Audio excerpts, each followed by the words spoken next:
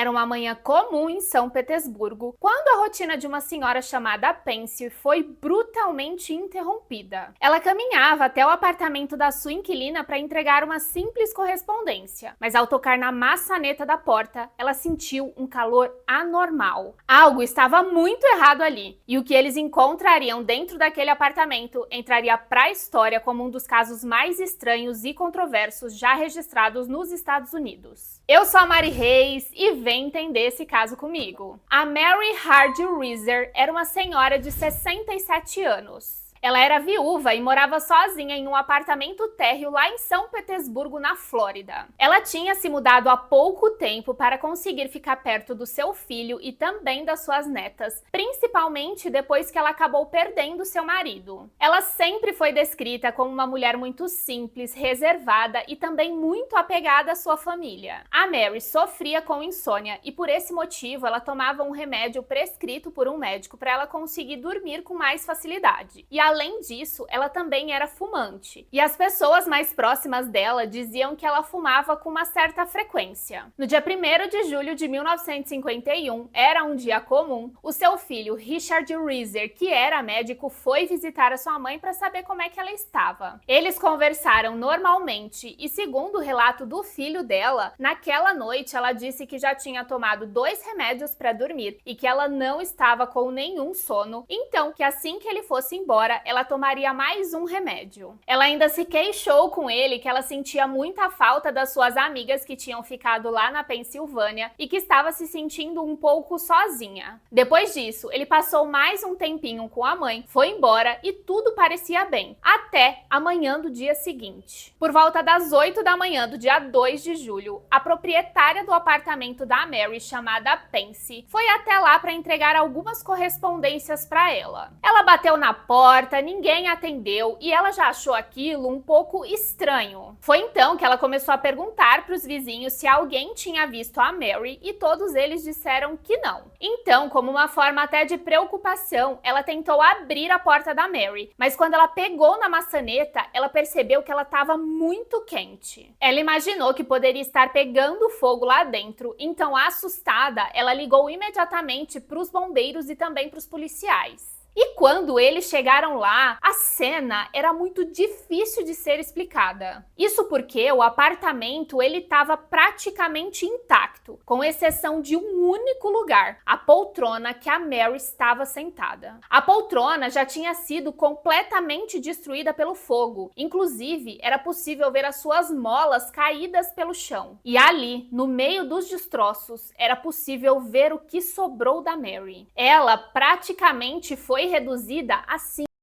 As únicas partes que sobraram foi a sua perna esquerda e que ainda estava com um chinelo, algumas partes da sua coluna vertebral e também o seu crânio. Mas se não bastasse a cena ser completamente estranha, o crânio da Mary chamava muito a atenção. Ele estava completamente reduzido e aquilo não fazia sentido nenhum. O teto que ficava acima da poltrona estava escurecido por conta da fumaça. Algumas tomadas e velas que ficavam próximas dela também foram queimadas, mas todo o restante do apartamento ele estava normal, como se nada tivesse acontecido. Tinha uma mesinha bem próxima da poltrona que tinha alguns jornais e eles estavam intactos. Era como se o fogo tivesse atingido exclusivamente o corpo da Mary. As investigações começaram e de primeiro momento a polícia acreditava que alguém teria feito aquilo e que isso seria um incêndio criminoso.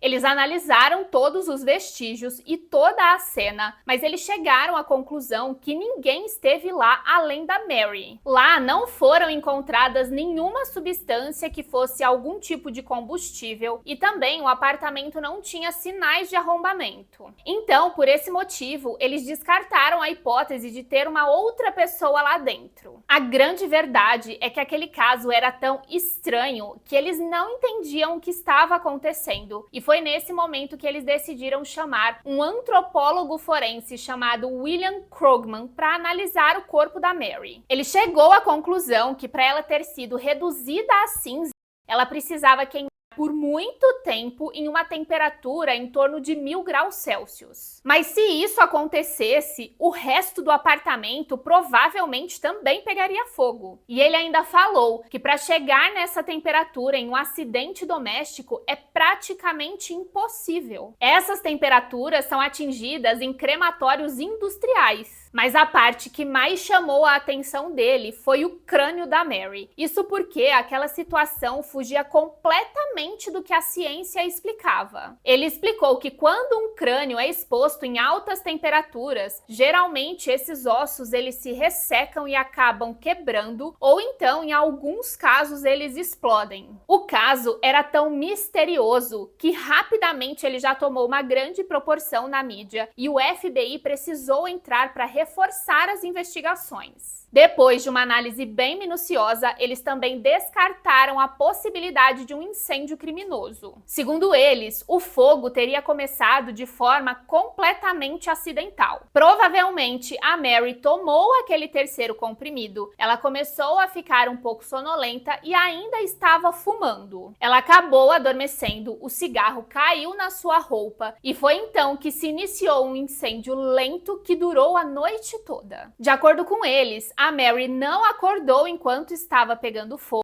porque aqueles comprimidos serviam como uma espécie de um sedativo. Mesmo com essa versão, muitos especialistas não acreditaram e começaram a questionar o FBI. Isso porque, como aquele fogo tinha conseguido atingir uma temperatura tão alta sem se espalhar por toda a casa, e além disso, como que o crânio dela tinha reduzido? Por esse motivo, começaram a surgir inúmeras teorias, e algumas delas, na realidade, eram muito bizarras. A primeira, ela já foi descartada de imediato, porque uma pessoa alegava ter visto uma bola de fogo entrando pela janela da Mary. Algumas pessoas acreditavam que ela tinha sido vítima de algum extraterrestre, mas existem duas teorias que foram bem fortes na época. A primeira é que, na realidade, ela teria sido vítima de algo sobrenatural. Isso porque a falta de explicação lógica fez com que as pessoas acreditassem nisso, e também a família dela afirmava sentir a presença dela ali naquele apartamento. E isso aconteceu até os móveis dela serem retirados daquele apartamento, e muitas pessoas acreditavam que o espírito dela estava assombrando a família para tentar contar o que aconteceu. Mas agora nós vamos para a teoria mais forte. Muitos acreditam que ela sofreu uma combustão humana espontânea. De acordo com essa teoria, eles acreditam que uma pessoa pode pegar fogo sem nenhuma interferência externa. Isso porque eles alegam que aconteceria uma reação química dentro da pessoa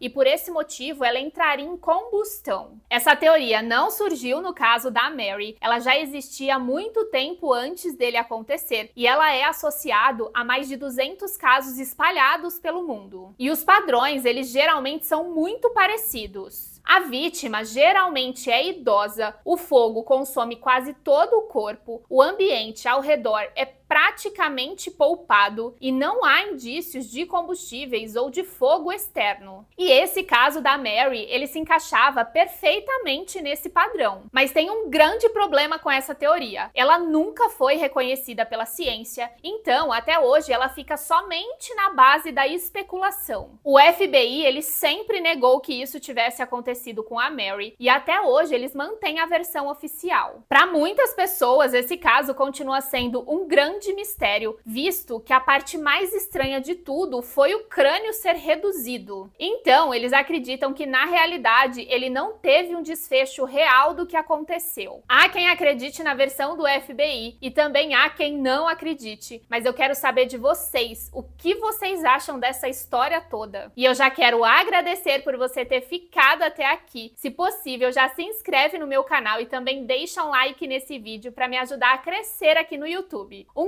grande beijo e até o próximo vídeo!